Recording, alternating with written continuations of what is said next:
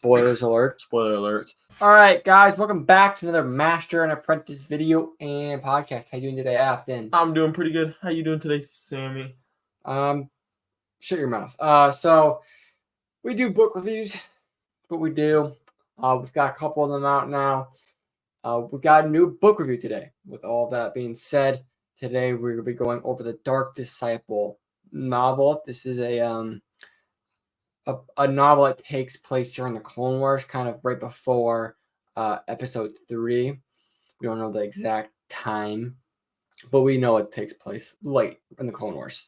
It's mostly about Asajj Ventress and Quinlan Vos. And with all that being said, we're going to go ahead and put on our tier list and then kind of give you a breakdown review. So on our tier list right now, we've got the S, A, B, C, D, very standard. And S tier, we only have one, and that is the Bloodline novel. Great book. Definitely recommend go watching it or reading it. Sorry. Then in A tier, we got Dooku, Jedi Lost, and then Tarkin. And then next we got B. We have the Ahsoka novel. And that's all we have right now. Nothing in C or D as of now. So with all that being said, Dark Disciple, Athen, kind of give a little bit of breakdown, what you liked, what you didn't like. So with Dark Disciple, I liked a lot of it. Showed a lot of the relationship, obviously, between Quinlan Vos and Asajj Ventress. It's pretty obvious that's what 90% of the book was. But I liked seeing the intricacy between the Jedi Council too. It showed a good bit of the Jedi Council making a mistake, what they did along the lines, how they fixed it, how they felt about their mistake in the past. You saw Yoda and Mace Windu having extreme opinions. We see this in Revenge of the Sith, Attack of the Clones, but it's just so cool to see it again in this book format where you're going through each of their minds and seeing what they think, what they like, what they don't like. Going into Quinlan Vos, Jedi Council picked him. Basically, they want to assassinate Dooku.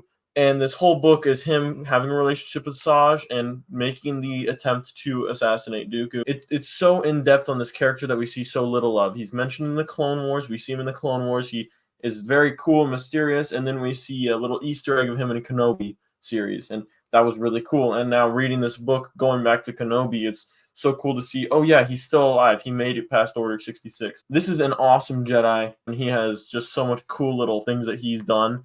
But this book just brings it into a whole nother light of how the Jedi Council viewed him and how everyone else viewed him. Because there was, I think it was Obi-Wan Kenobi had no doubt in his mind who they would pick to assassinate Dooku if they had to pick a Jedi. They were like 100% Quinlan. He could do it and not turn to the dark side. Asajj Ventress, it goes into her as well. And the Clone Wars talk about how awesome she is and how cool of a little fighter and youngster she is. But with Dooku and how he brought her, and her relationship with the dark side is different than any other Sith because she was a Night Sister, which also has effects with the Force. So that's just a whole nother perspective of the Force. It's really a great book all around. I don't think I dislike a single thing about this book. I loved every second of it. Yeah, this is one of the few books that I read, and like I say in my head, this is one of my new favorite books. And it's never really left that pedestal. It's always been one of my favorite books. And believe it or not, this is like maybe the second or third Star Wars book that I read. I think I read Ahsoka, Force Collector, and then this book. So it's like literally one of the first 3 books I read in the Star Wars universe. And it's still one of my favorites. This is probably number 1, 2, or 3. Somewhere up there. The top 3 are always interchanging for me, but this is up there. I love this book. And there's lots of different reasons. It's got a lot of great action in it, a lot of great mysticism, right? A lot of just things that are unique and explored with, Dathomir and the Night Sister magic and all that, as well as romance. I mean, Star Wars doesn't have a whole lot of romance for the most part, but I think this does a pretty good job of executing it. It's these 2 rogue characters, and it does a pretty good job, but it doesn't saturate too much of it. It does a pretty good job with it. I'm a dude. I'm not a big romance guy, but I think it does a good job of imploring that through this series, through the novel. There's a few things I don't like, but one of them being Asajj's death. I think that Asajj's death is part of the reason this book does so well.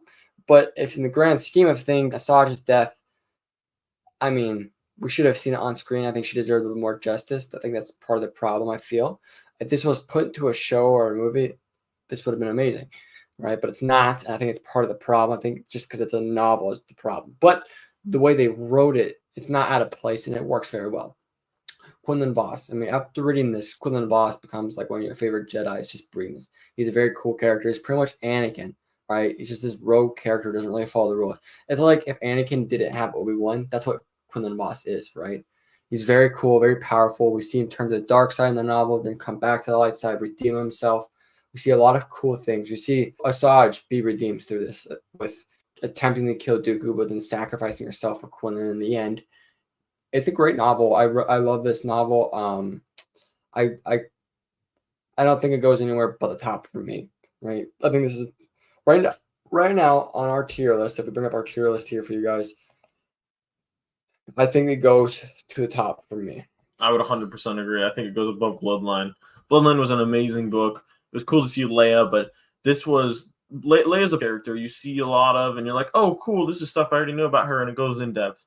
Asajj Ventress, you see very surface level in the Clone Wars, and you get such in-depth parts of her just as a character in this book. And same thing with Quinlan Vos. It's just so much cool stuff you never knew before. Yeah.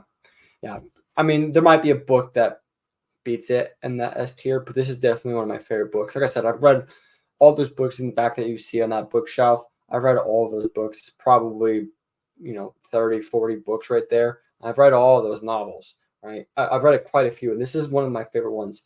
So it's going to be top of my list because of that. But, we'll probably get a book again here or there that I might enjoy more than this one, but it's a seriously great book.